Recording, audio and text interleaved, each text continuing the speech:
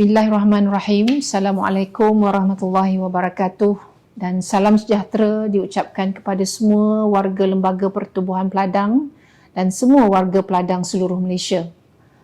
Tuan-tuan dan puan-puan yang saya hormati sekalian, seperti mana yang kita sedia maklum, negara kita kini terkesan akibat pandemik wabak COVID-19 dan kita telah mendapati bahawa penularan jangkitan COVID-19 kini telah meningkat secara mendadak sehingga kes jangkitan wabak telah menjangkau melebihi 500,000. Bagi kes harian pula, dia telah menghampiri 10,000 setiap hari.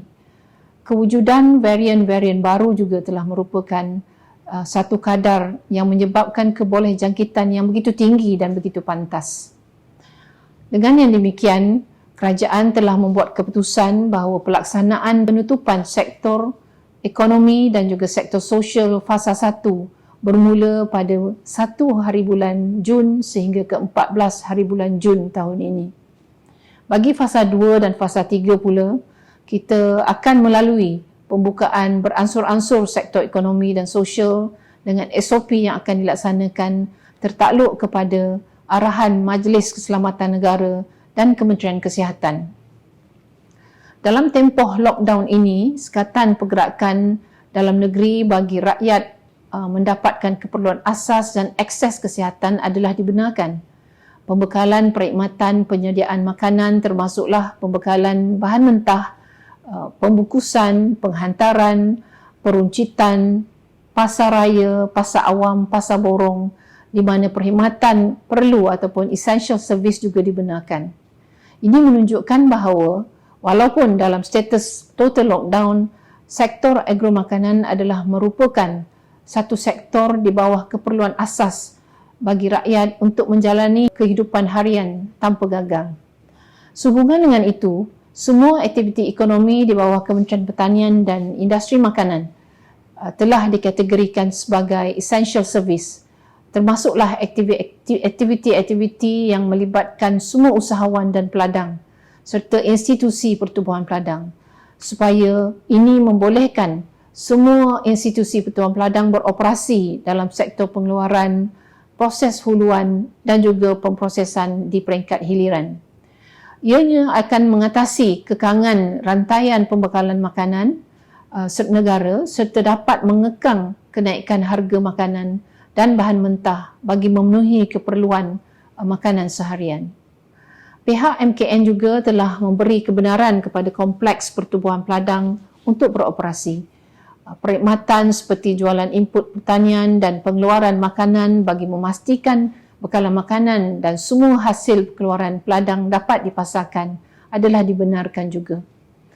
Pemwujudan pasar segar terkawal melalui kaedah pesanan, penghantaran secara online dan juga penghantaran ke rumah juga turut dibenarkan bagi memastikan rantaian bekalan makanan kepada masyarakat dapat dilaksanakan. Pusat-pusat pengumpulan hasil pertanian, agrobazar di bawah Lembaga Pertubuhan Peladang boleh membantu peladang bagi memastikan pemasaran hasil keluaran mereka dapat dilaksanakan dan agar dapat mengurangkan berlakunya lambakan hasil pertanian.